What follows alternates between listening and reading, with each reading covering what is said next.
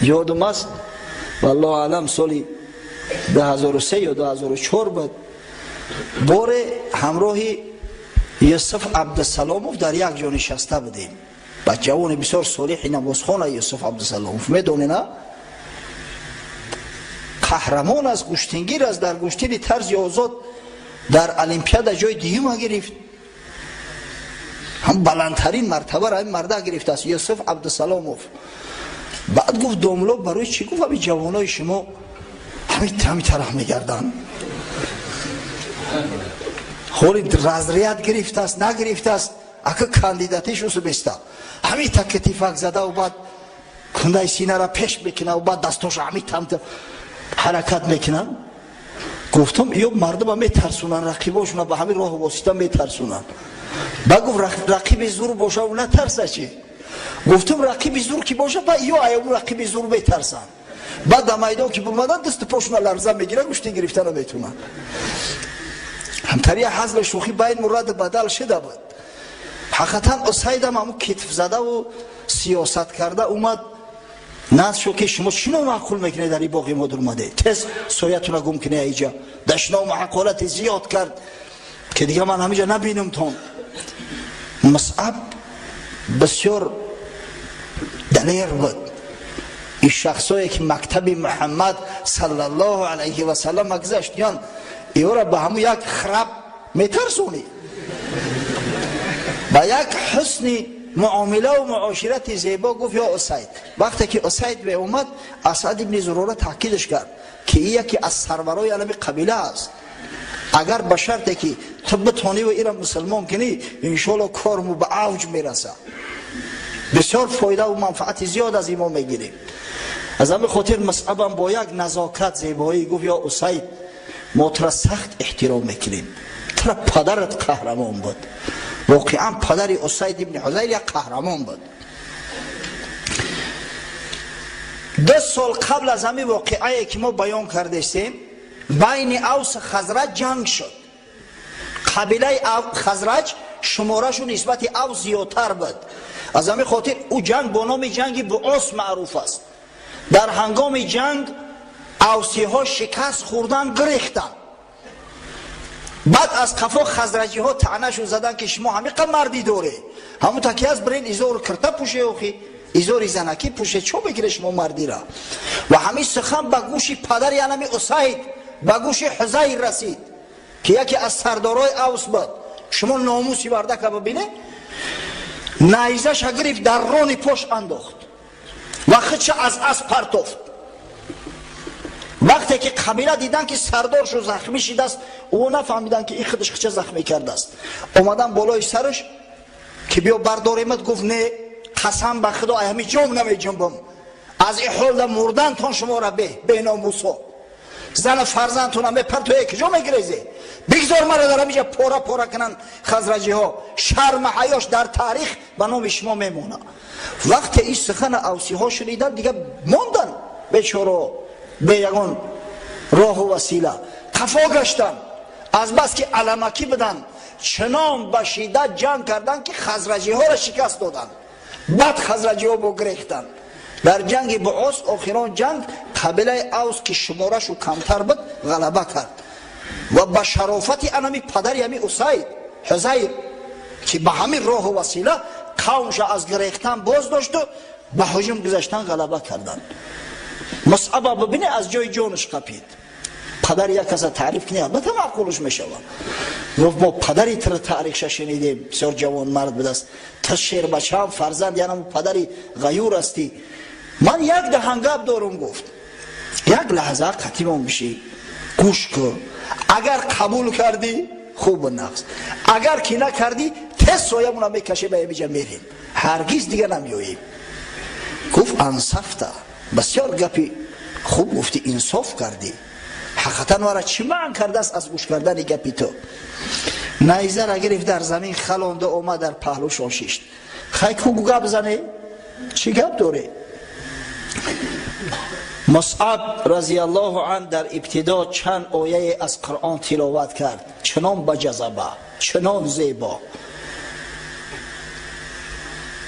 اسعد ابن زروره میگه قسم به خدا در چهره اسید دیدم حال اسلام را آورده رو شکفت، چهرهش دیگه در برق زدن در اومد، چشماش روشن شد. سبحان الله گفت این چه کلام است؟ مصعب گفت این کلام الله بزرگ است که توسط محمد صلی الله علیه و سلم به ما و شما نازل شده است، به ما و شما فرستاده شده است.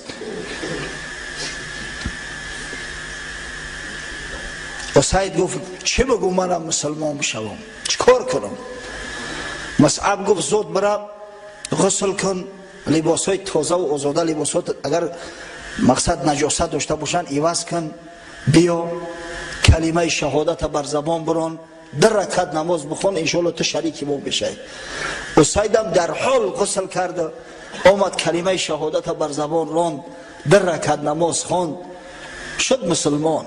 بعد گفت حال پیش شما گفت سروری قبیله اوس سعد ابن معاذ میفرستم، یک چیز در یاد داشته باشه که اگر همین مرد مسلمان شوه تمام اوس مسلمان میشوه.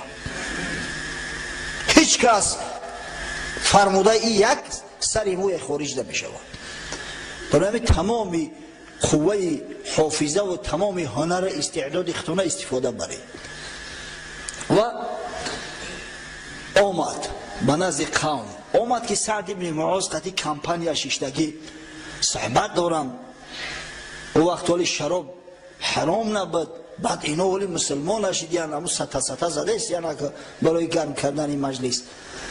اما سعد ابن معاذ ناخواست چشمش در اسید غلطید، یک 10 متر دورتر اومده است، چشماش دید نور دارن، چهرش نور بباره. گفت قسم به خدا این اسید دگرگون شد، این اسید پیشینه ده نمیمونه، اینا چی دردی رسیدش؟ آمد نزدش گفت چیکار کردی؟ گفت رفتم خیلی دشنا محقارت شو کردم، بسیار جوانای با ادب صالح بدیم، گفتم با دل جان قبول این حوزی میریم، حوزی هم نام خورده استبدن، گفتن همین نام رو میخیریم میخیزیم میریم.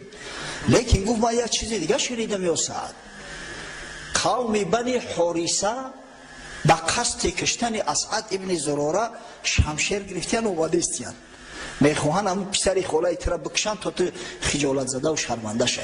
برای به آبرو کردن تو بنی حریثه میخواهن اسعد کشن. اگه اسعد پسری خولای سعد است که به قبیله اوس اومده است، نباشه خزرجی ها جرأت نمیکردن نزد اوسی ها بیایند، یا اوسی ها جرأت نمیکردن نزد خزرجی ها روند. این بنی حریثه هم یکی از همون قبایل اوس است. اسید اینجا دروغ گفت از خودش، اگر ایگه پناه میگفت سعد ایجوش نمیخیست. وقتی این سخن گفت خون در سری سعد زد، پری در جاش خیست نعره زنان، شتابان اومد نزد شو، گفت یا اسعد اجلت رسیده، چه درد داری؟ ای بدبخت خاطری همون بیوه خوله ماینه باشه پوره پورت میکنم. چکار میکنی تو؟ چرا تو به جای ما اومدی؟ تو مگر کینه و کدورتی بین خزرج اوس نمیدونی؟ جوانمرد همینجا یگان کس بکشد، سوال و جواب شرمندگی در گردن من میافته که پسری خولش در نزدش کشتم. خیزه گفت خرابتونه بکشه. قطعی جوانی مکی قرشی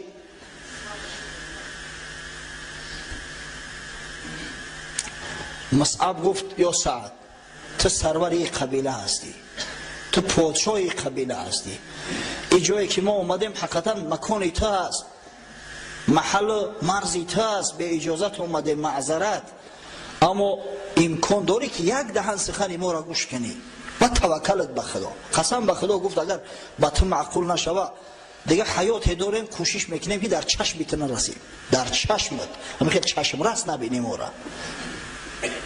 چی میشود ترا که گپ گوش کنی؟ سعد ابن معاذ بسیار خیرتمند بود، با عقل بود، سردار قبیله به خیرت میشود.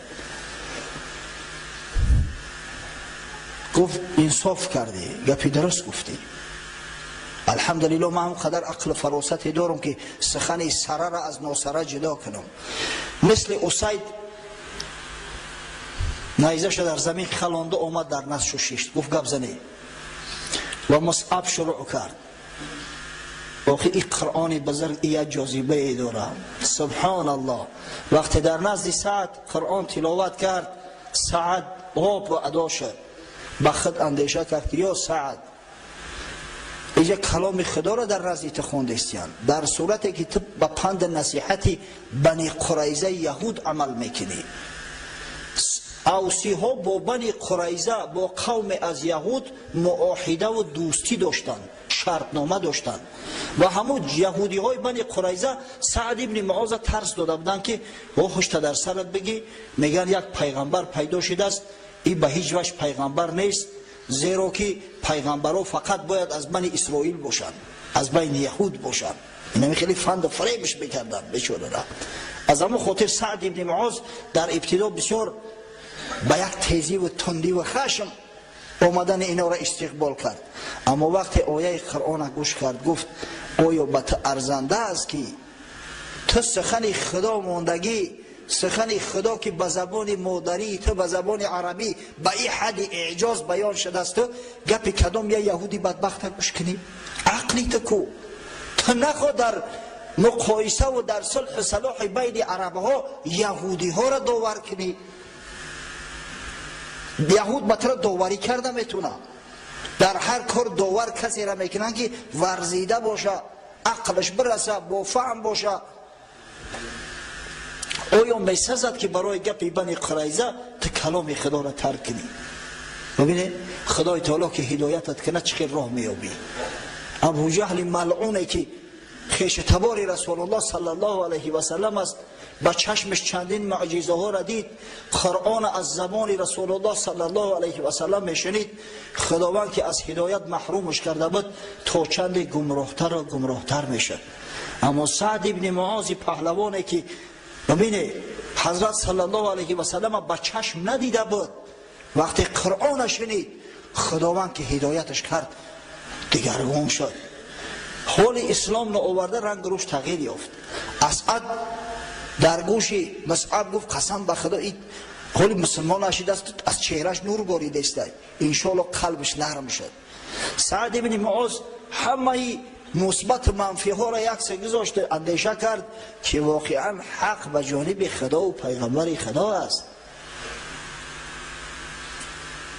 حقیقتا در هر کار قضاوت باید شخصی که ورزیده باشد. یک آدمی که چیزی را نمیفهمه اگر همون را داور موندی، در بین خوزش موندی، یا حکم میکنه که دو طرف همه را شرمنده و رسوا میکنن. این حقیقت دارد. روایت میکنن همه قصه شده بوده است در این مملکت های خود باشیدگی. یک ملا به دست یک روز یک جا مسافر می افتد. مسافر می افتد در مسجد همراه قومی همون محله نماز می خوند. قوم غلط می خوند، بعضی واجبا را ترک میکنن. حیران می شود. قومی که نه قومه دارن، نه جلسه دارن، نه تعدیل ارکان دارن.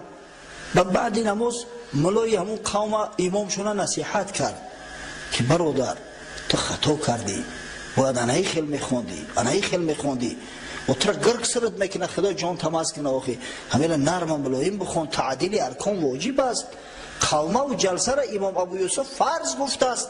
اگر چند فتوا به قول امام اعظم ابو حنیفه و امام محمد است که سنت است، اما ترک سنت وقتی قصدن میکنی رود در گور، از کجا تو امید شفاعت محمد صلی الله علیه و سلم کرده میتونی؟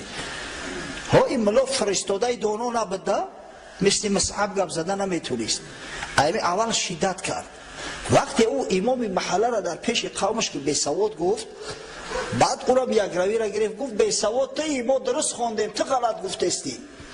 هر دشش جنجال کار اخیر به کشمکش و به قد رسید. با مردم جدا شو کردن، گفتن چی درد داره شما دو ملا ساز نمیگیری؟ باید تو چی اختلاف است؟ با این ملای عالم گفت که آخی غلط میخونه، همین امام تو از بس که سواد نداره شما را درست نفهمونده است، قاعده و قانون نمازخونی خیلی نیست آخی. اما ملا گفت که روش سیاه میکنه، دروغ میگه، خودش خطا کرده است. بعد یک نفر از بین مردم انتخاب کردن، داور موندن، سودیه. گفت حاجی هر دو تا امتحان میکنم، کدام از امتحان گذشته حق به جانب همو.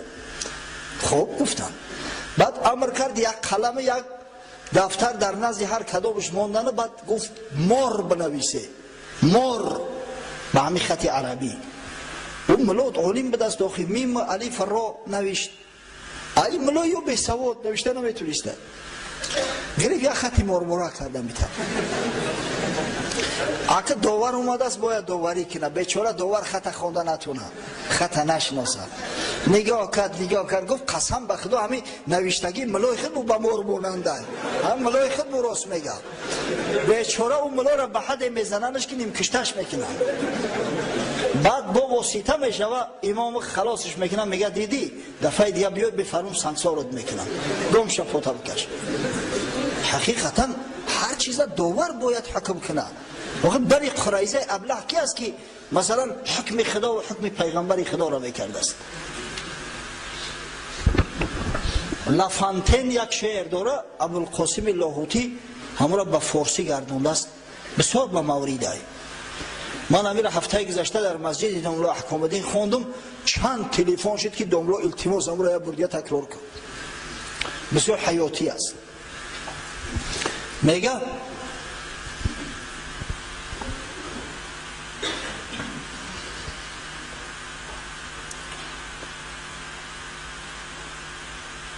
خر با بلبل گفته هوس باز، مرا امروز مهمان کن به آواز.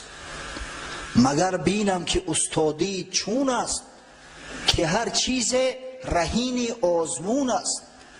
یا خر پیش بلبل می آید، میگه جورا بلبل ایقا تعریف توصیفی ترا میشنویم، همی قواهی مید میکنن ترا، بیا من ترا یا امتحان بگیرم که همی تو چنخه علم داری دانش داری.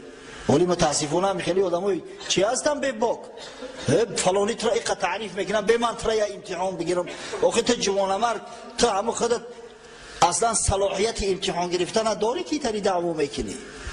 منم آوازه بلبل شنیده ولی آواز او هرگز ندیده. من گفت تعریف توصیف بلبل بسیار شنیدم، تا حال آواز تا نشنیدم. کوی از صدا که چه بلبل این شنید آواز برداشت، بپاشید آتش کندر جگر داشت. اگه تصور کنه که بلبل چی نو چه چه میزنه، با خواهشش کردین موافق طلب، بعد در چه چه در اومد، نوایش از زمین بر آسمان شد، به نغمه آتش افروزی جهان شد. درخت و کوه و دشت و برکه آب چه کودک شد از این لالای در خواب. همین طبیعت به حد لذت برده که میگه که طبیعت دیگه خوابش برده است، خوابی ناز در رفتن. شبان سرمست بر خاک افتاده، اینان گله را از دست داده. به یاد یار میزد نوشخنده، همه افکن در آتش سیپنده. حتی میگه رمبان خوابش برده است، هر سه گله و رمش پراکنده شدی هم پروا نداره، مرز شده است دیگه. چو بلبل از سرودن لب فرو بست، خرو را گفت که اینجا نکته هست. وقتی خلاص کرد گفت جورا آفرین، بد نبوده، سوز بوده، نگه همینجا یک چند کمبودی ها داری گوش کن. توانم گفت که آوازت بدک نیست، زی الحانی تو بعض بینمک نیست. آواز تا شنیده میشید است، او خبادی بد نبود است اکا. ولیکن کاش زحمت میکشیدی، خروسان دهی ما را بدیدی. زی استادان خشخانی سحرخیز، همه آموختی لحن دلاویز. نکی تی روز جورا بیا بخشلاقی ما را بیا، من ترا استادای ماهر در پیش و برم شاگردت منم تعلیم بگیری. خروزا را ولی تو قد چو نبینی جگرت پاره میشوه. خروزا آواز بلبل بالا مونده است خر. چه بلبل گوش کرد این داوری را، مجسم دید در قاضی خره را. این بلبل گوش کرد واه روش درگور، گفت این قاضی ما خر شده است. به هم برزد دو بالا دور شد دور، میان شاخساران گشت مستور گرفته پیشش و گفت خدایا از خران ما را نگهدار، از این خرداوران ما را نگهدار. انمی سعد بن معاذ وقتی خداوند هدایتش کرد گفت خدایا از خران یهودی ما را نگهدار. و گفت چی بگو من مسلمان بشم مثل شما؟ در تعلیمش کردن، غسل کرد، لباسای تازه و آزاده در بر کرد. این اسلام دینی پاکیه، دینی نظافت ای، دینی آزاده های. گفت اشهد ان لا اله الا الله و اشهد ان محمدا عبده و رسوله و در رکعت نماز شکر گزارید. بعدن گفت بیای همراه من. به سر دسترخوان دعوتش کرد، امر کرد تمام قبیله اوسا عبارت از بنی عبدالاشحل و بنی زفر و بنی حارثه و دیگر دعوت کردن. همه نشستن. گفت ای قوم، من در میان شما چی منزله دارم؟ گفتن تا سیدی مایی، تا شریفی مایی، تا بزرگی مایی، ما مطیعی تا هستیم، چی فرمان بدیم؟ گفت این کلام رجالکم و نسائکم علی حرام حتی تؤمنوا بالله و رسوله صلی الله علیه و سلم. گفت مادام که چنین باشد از همه روز به بعد سخن گفتن مردان شما و زنان شما بر من حرام است تا زمانی که ایمان به خدا و ایمان به پیغمبر صلی الله علیه و سلم نیارید. امرشو کرد تا وقتی گفت ایمان نیاره ما خطی تو گب نمیزنم. تمام. سبحان الله. یک شیر نر، یک جوان مرد که سرور قبیله بننگ به ناموس در تمام شکست رست قبیله در بالای سرش و ایستادگی وقتی این سخن گوید، بعضی ها به ذوق و به شوق، بعضی ها دلی ناخواهم، اما اکثری کل اسلام آوردن. خاصتا از همین قوم بنی عبدالاشحل که متعلق به سعد بن معاذ بود فقط یک شخص اسلام را آورد، اسیریم. شخص با نام اسیریم در تاریخ اومده است. همه دیگه یک جایگی مسلمان شدن. اسیریم دیگه رد معرکه شد. سعد بن معاذ گفت گوشش از سویت از چشمم دور کن، در چشمم نتابی که قورته بکنم. و این اسیریم تا زمان جنگ احد اندک پیشتر بدویم اسلام نه آورده بود. وقتی که مشرکا بالای مدینه آمدن در جنگ احد، اسیریم کلمه عرضه کرد، در رکعت نماز شکر گزارید، بعد در اسب سوار شده نیزش گرفت اومد که سعد بن معاذ دیدش گفت گم شد، گم شد، برای ما را کمک مشرکا در کار نیست، تز دفتر خطا. گفت یا سعد من مسلمان شدم، اشهد ان لا اله الا الله و اشهد ان محمدا عبده و رسوله. نباشه گفت برادر شدی بیا اکو. و در جنگ احد اسیریم به شهادت رسید در راه خدا. چند نفر از مشرکان را به قتل رساند، خود جام شهادت نوش کرد. اکو ببینی عجلش او را فرا رسیدگی بود، در جنگ شرکت میکرد، در غیر جنگ خدای تعالی برای او را همون مقدار عمر داده بود. اما شرافت را ببینه، هدایت الهی را ببینه، رحمت الهی را ببینه.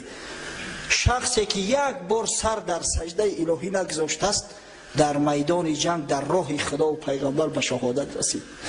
حضرت صلی الله علیه و سلم وقتی بالای جنازش استاد گفت خشاب به حال اسیریم، عمل قلیلا و اجر کثیرا.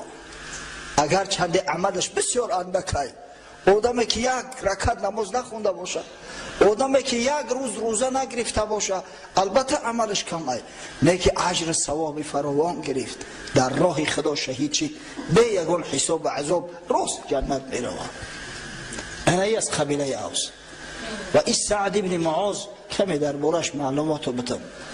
من نمیدونم که آیا به همون زمانهایی که سعد بن معاذ جان فدایی ها میکند ما میرسیم یا نمیرسیم، از همین خاطر از فرصت استفاده برده و یک کمی معلوماتو بدم. سعد بن معاذ چی کسی بود؟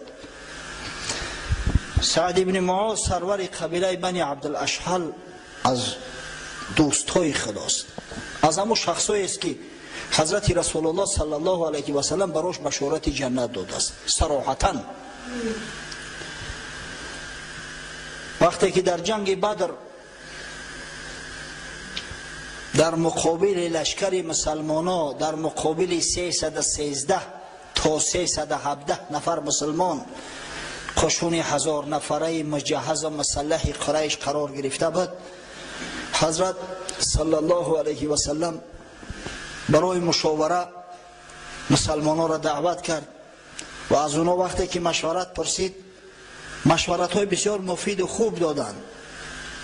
از جمله حضرت مقداد ابن اسود گفت یا رسول الله ما مثل بنی اسرائیل نامرد نیستیم، ما به تو نمیگیم که فذهب انت و ربک فقاتلا انا هاهنا قاعدون، ما نمیگیم که خودت بر همراه پروردگار رو جنگ کردن بگی ما در اینجا بشینیم، ولکن نقاتل عن یمینک و عن شمالک و بین یدیک و من خلفک، بلکه تو را احاطت میکنیم، از 4 طرف با دشمنات میجنگیم. اما از بس که گوینده ها همه مهاجرین بودن و مهاجرین شمارشو کمتر بود، بیش از 80 نفر همگی بودن، اکثریت مردم انصار تشکیل میکردن. حضرت سوالش باز تکرار کرد. سعد ابن معاذ گفتن بسیار زیرک و ذکی بود، گفت یا رسول الله گویا این که تو به ما مراجعت کرده ایستاده ای؟ حضرت گفت بله. گفت ای حبیب خدا ما به تو ایمان آوردیم، ما دین تو را قبول کردیم، ما قرآن بزرگی تو را قبول داریم، وقتی که به تو ایمان آوردیم و به تو بیعت کردیم دیگه چی جای سخن است؟ قسم به خدا گفت یا رسول الله اگر در بحر احمر داخل شوی ما از قفات میریم، اگر چند آبازی را نمیدونیم، شناور نیستیم، میدونیم که در همون بحر غرق میشیم اما از قفات نمیستیم میریم، چی جای دشمنی تو؟ ذره اندیشه نکن. گفت یا رسول الله دوستای تو برای ما دوستن، دشمنای تو بدبختترین و دشمنترین کس در روی الله. این است سعد جوان مرد. سعد در حرب خندق زخم گرفت، عاقبت الامر به همون زخم شهید شد، از دنیا گذشت. وقتی که سعد از دنیا گذشت حضرت صلی الله علیه و سلم گفت، پیغمبر محبوب، پیغمبر صادق و مصدوق گفت اهتز عرش الرحمن لموت سعد ابن معاذ، عرش رحمان، عرش الله به سبب مرگ سعد ابن معاذ گفت لرزید، جنبید. وقتی که روح سعد ابن معاذ می برداشتن به آسمان هفتم و به زیر عرش، ملائکه ها برای تماشای روح سعد به پیشواز روح سعد میگه چنان شتابان و تازان آمدن عرش خدا در لرزه در اومد. انا مرتبه و منزلت، یا الله خدای تعالی کسی را عزیز کنه انا خیلی عزیز میکنه. ببینه دوره به پیغمبر خدا صلی الله علیه و سلم یک جوبه سندس آوردن. این روایت های بخاری و مسلم صحیح ترین روایات هستند. یک جامش آوردن از ابریشم. ابریشم میدونین از چی متاعی زیبا است؟ از پیله. همین قدر نرم و ملایم که دیگه صحابی ها را حوض کرده است. هر کدمش میآید با دستش جامه را لمس میکنه به انگشتاش که این قدر ملایم خشروای. مردمی که لباس پشمی و لباس کرباسی و نمدی و دیگر در عادت کرده بودن، آخی ابریشم به این نرمیش بدیدن حوضشو میکرد. حضرت صلی الله علیه و سلم گفت شما از ملایمی همی تعجب میکنید؟ والذی نفس محمد بیده این منادل سعد ابن معاذ فی الجنه احسن منها. مردم گفت شما از همی تعجب میکنید؟ قسم به خدایی که جان محمد در قبضه قدرت اوست، همون رومال های بنی تازکنی سعد ابن معاذ در جنت از این هزاران مراتب زیباترن. اونمون نمال چکا، روی پاکناش. انایی خیلی سعد بودی جوان مرد و همین مرد مسلمان شد و اسلام وقتی تبلیغ کرد دیگر خاص عام چسبیدن، دیگر به حد مسلمان در مدینه منوره زایید شد که قریب خانه نمان که در اوج اسلام داخل نشده باشد. در تاریخ ها اومده است که 3 عائله از امیر رحمت خدا تا حرب خندق محروم بودن. تا حرب خندق این 3 عائله، عائله امیه ابن عمرو، بنی وائل و بنی ختمه. یک شاعر ابله هیبت با نام ابو قیس ابن اسلط همین معنیشون میکرد، همین نگذاشت که مسلمان شوند یا پیامبر گوش میکرد. اما قبل از جنگ خندق همش مسلمان شدن، همه عائله ها همه مسلمان شدن دیگه. در مدینه یگان مشرک یگان منافق هم باقی نمونده بود. وقتی که مصعب ابن عمیر وظیفه و مسئولیتی که در ذمه‌اش پیغمبر صلی الله علیه و سلم گذاشته بود با شرافت به اتمام رسانید، در موسم حج آینده قبل از موسم به مکه مکرمه بازگشت.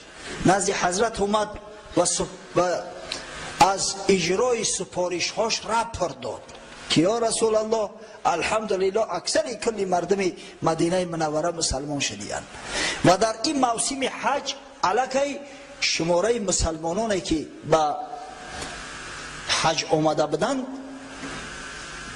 از 70 نفر تجاوز میکرد. در راه می آمدن به همدیگر مصلحت کردن که تا کی ما بگذاریم که پیغمبر خدا صلی الله علیه و سلم در کوه در راه آواره در خوف خطر بگرده؟ چرا ما پیغمبر صلی الله علیه و سلم همراه خود نگیریم؟ چرا به مدینه منوره نبریم؟ همه خیلی مصلحت ها با همدیگر میکردن.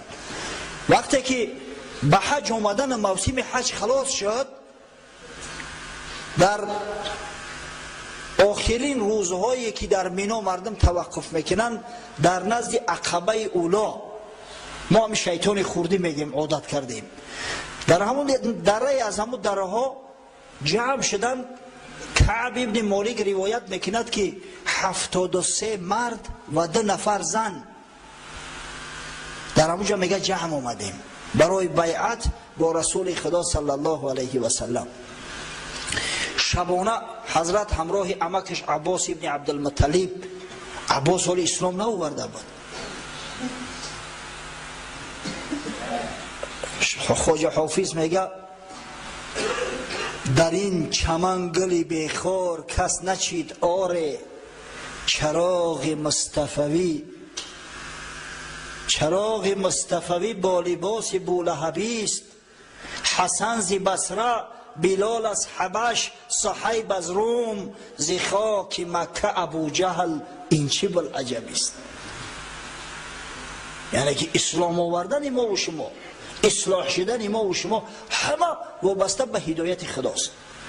اگر هدایت خدا نباشد، اگر خدای تعالی کسی را هدایت نکنه، قسم به خدا این گفتن ها و این نصیحت ها هیچ فایده و منفعت نمیرسونه. پس اهل مسجد، اهل عبادت، اهل امر به معروف و نهی از منکر، خدای تعالی برای شما بشارتی بزرگ داده است.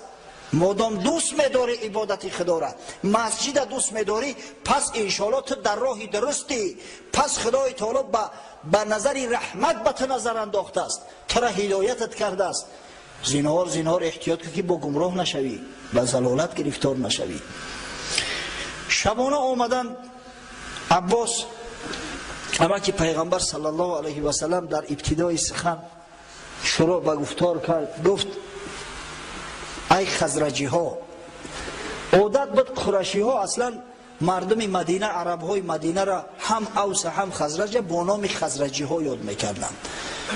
گفت شما میدونه که محمد صلی الله علیه و سلم در میان ما چه احترامی دارد، چه مرتبه دارد.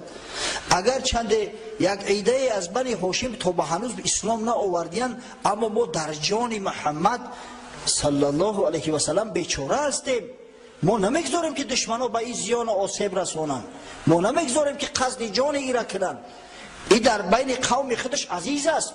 3 سال گرسنگی و تشنگی و 3 سال هجران ما سپری کردیم، اما نگذاشتیم که به رسول الله صلی الله علیه و سلم از دشمنانش یگان زیان و آسیب رسد. امروز محمد صلی الله علیه و سلم از میان تمام مردم عالم شما را اختیار کرده است، شما را بر قوم خود، بر قریشی های خود برگزیده است. نشود که بگیره برینشو بعد در حالت مشکلی و مشقت زوری در دشمنان تسلیمش کنید. از حوض خوب اندیشه کنه، اگر قدرت داره که پشتیبانی کنه از محمد صلی الله علیه و سلم خوب است، و الا هنوز دیر نشده است. این در بین قوم خودش عزیز است، محترم است. عباس وقت سخن گفت، کعب ابن مالک گفت یا عباس سخنی ترا شنیدیم که خاموش باش. و گفت یا رسول الله صلی الله علیه و سلم تو سخن بگو، ما مشتاق سخنی تو هستیم، هر شرط قید میخواهی بگذار.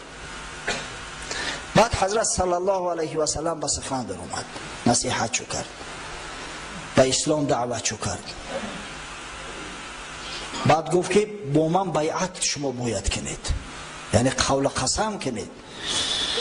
جابر گفت علا ما نبایعک یا رسول الله، بر چی چیزی با تو بیعت کنیم یا حبیب خدا؟ حضرت گفت بر 5 چیز باید بر من بیعت کنید. علی سمع و طاعتی فی النشاط و الکسل.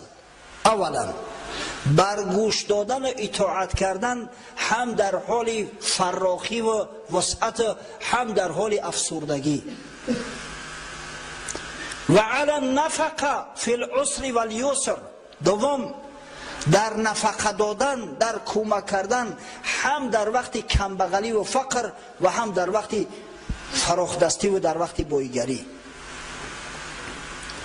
و علی الامر بالمعروف و نهی عن المنکر، و بر امر به معروف و نهی از منکر کردن در همه حالت، در همه وضعیت. امروز در بین ما ملوهای یوف میشیدین که با میگفتین همین امر معروف و نهی منکر بسیار چی در کن. خدا جان تو نبگیره، در پیش خدا چی جواب میگه؟ پگه خدا این ملت به امر به معروف و نهی از منکرش در قرآن وصف کرده است. شرطی که پیغمبر صلی الله علیه و سلم از مردم یثرب ستاند انمی بود امر به معروف و نهی از منکر. وقتی خدا این امری به معروف و نهی از منکر را در ذمه شما علما واجب گردانده است. ولتکن منکم امة یدعون الی الخیر و یأمرون بالمعروف و ینهون عن المنکر.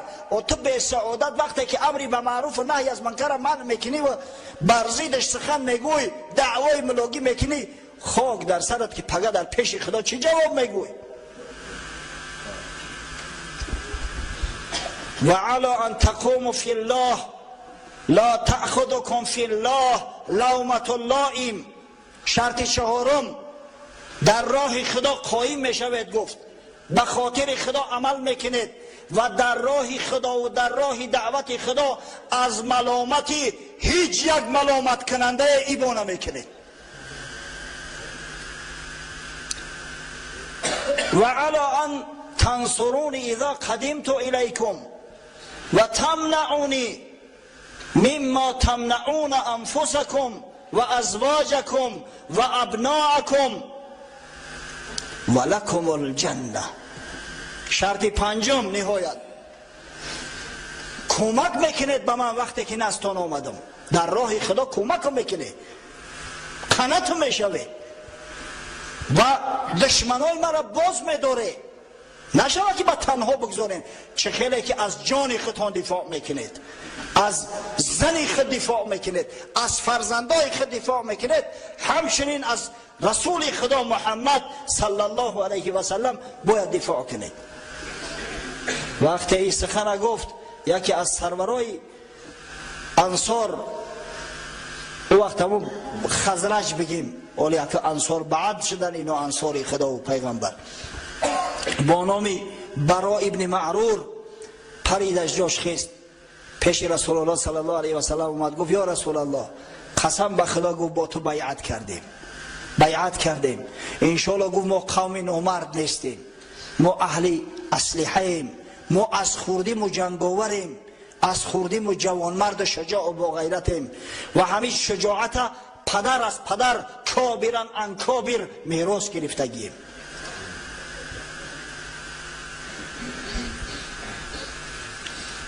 در میان سخنش ابوالهیثم ابن تیهان که از قبیله اوسش داخل شد. خب گفت یا رسول الله ما با تو بیعت کردیم، یعنی تمام عقد و تمام شرطنامه هایی که با یهودی ها داشتیم همه را قطع کردیم، نشوه که بعد آن که تو قوت پیدا کنی، اسلام قوت پیدا کند، بعد تو ما را ترک کنی و باز به وطنت بر بگردی. ابوالهیثم ابن تیهان گفت حضرت صلی الله علیه و سلم بسیار تبسم زیبا داشت، یک تبسم کرد گفت بلی دم بالدم و الحدم بالحدم انا منکم و انتم منی. یا ابوالهیثم گفت خون به خون، جان به جان، ناموس به ناموس، خون شما خونی من است، ناموس شما ناموسی من از شما و شما از من هستید. احارب من حاربتم و اسالم من سالمتم. هر کسی قطع شما جنگ کرده من با او جنگ میکنم، اگر چند همین قرشی ها باشن، و با هر کسی صلح و صلاح کرده من با اونا صلح و صلاح و دوستی میکنم. واقعا همین پیمانی که بین حضرت صلی الله علیه و سلم و همراه انصاری ها بسته شد بسیار پیمانی مستحکم است و تاریخ واقعا این را اثبات کرد که تا کدام درجه دو جانب در پیمان خود قوی بدن، تا کدام درجه این پیمان رعایت شد بینشان. حضرت به حد انصاری ها را دوست می داشت. باره این روایت از ابن عساکر است، باره سعد ابن عباده رضی الله عنه یکی از سرورای انصاری است، همراه پسرش همراه قیس ابن سعد نزد پیغمبر صلی الله علیه و سلم داخل شد. حضرت وقتی دیدش خوش آمدیش کرد، مرحبا بالانصار، مرحبا بالانصار، مرحبا بالانصار. گفت خوش آمدید ای انصاری ها، خوش آمدید، 3 بار خوش آمدید ای انصاری ها، خوش آمدید ای انصاری ها. از طرف راست میگه گذران شنان چون. بعد گفت انا من الانصار، انا من فراخ الانصار. ما هم گفت انصاری هم، شما گمان نکنید که من قریشی ام، نه من انصاری ام. من هم گفت از فرزندای انصار هستم، از چوجه حککای انصار هستم. گفت سعد ابن عباده گفت اکرمک الله یا رسول الله کما اکرمتنا. خداوند گفت ترا همیشه عزیز و مکرم نگه داره که تو ما را عزیز کردی، تو ما را اکرام و احترام کردی. حضرت صلی الله علیه و سلم گفت ان الله اکرمکم قبل کرامتی. به انصاری ها گفت خداوند شما را عزیز و مکرم کرده است، پیش از او که من شما را عزیز و مکرم بگردانم، خدای بزرگ شما را عزیز و مکرم کرد که انصار پیغمبری خودش گردانید، انصار دینی خودش گردانید و شما بیرق اسلام پرتو افشان کردید. بعد حضرت صلی الله علیه و سلم گفت انکم سترون بعدی اثرتن. بعدی من گفت بسر تو بعضی مشکلی ها می آید، بعضی مشقت ها می آید، فاصبروا حتی تلقون علی الحوض. شما صبر کنید، انشاءالله ملاقات من و شما در نزد حوض کوثر می شود. من اول شما را از حوض کوثر سیراب میگردم. این قدر محبت نسبت انصار داشت. امام احمد در مسند روایت میکنه، در مسند خیش از انس ابن مالک رضی الله عنه باره میگه انصاری ها جمع شدن، گفتن نزد حضرت صلی الله علیه و سلم میرویم، در مدینه آب کم بود، التماس میکنیم که از بیت المال مال جدا کند برای حفری بئر، برای چاه کندن آب زایید کردن، کمتر مشقت داریم در این مسئله آب. حتی در بعضی روایات اومده است که گفتن التماس میکنیم که یک نهری برای ما بکنه. در آمدن نزدش. حضرت صلی الله علیه و سلم نزد انصاری ها خیست، مرحبا شو گفت، مرحبا بالانصار، مرحبا بالانصار، مرحبا بالانصار. بعد حضرت بشارت شد داد، گفت لا تسألونی اليوم شیئا الا اعطیتکمه ولا اسأل الله لكم شیئا الا اعطانیه. هی انصاری ها گفت اگر از من حوزی چیزی طلب کنه میتونم، اگر در قدرت و قوتم باشد هر چیزی طلب داشته باشد طلب کنه من میتونم، و من امید دارم که امروز به خاطر شما از خدا چیزی را طلب کنم خداوند